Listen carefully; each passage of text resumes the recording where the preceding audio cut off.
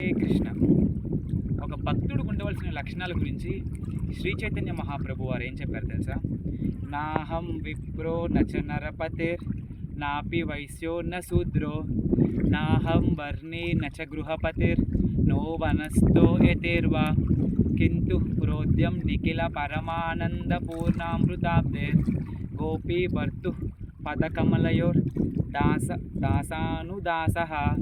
స్వామి, నేను బ్రాహ్మణుణ్ణి కాదు, అలాగని క్షత్రియుణ్ణి కాదు, నేను వైశ్యుణ్ణి కాదు, అలాగని శూద్రుణ్ణి కాదు, నేను సన్యాసిని కాదు, నేను ఒక గృహస్థను కాదు, నేను ఒక బ్రహ్మచారిని కాదు, నేను ఒక వానప్రస్థను కాదు.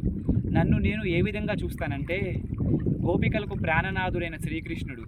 ఆ శ్రీకృష్ణుడు అంటే ప్రాణాధారంగా భావించే ఆ గోపికల యొక్క దాసానుదాసుడుగా ఉండాలనేదే నా చిరకాల వాంఛ స్వామి అని చైతన్య మహాప్రభు వారు శ్రీకృష్ణుని ప్రార్థిస్తున్నారు.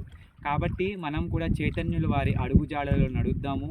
ఆ గోపికలు చూపించిన ఆ ప్రేమపూర్వక భక్తియుక్త సేవలో నడుచుకొని శ్రీకృష్ణ భగవానుడికి సేవ చేద్దాము. హరే కృష్ణ.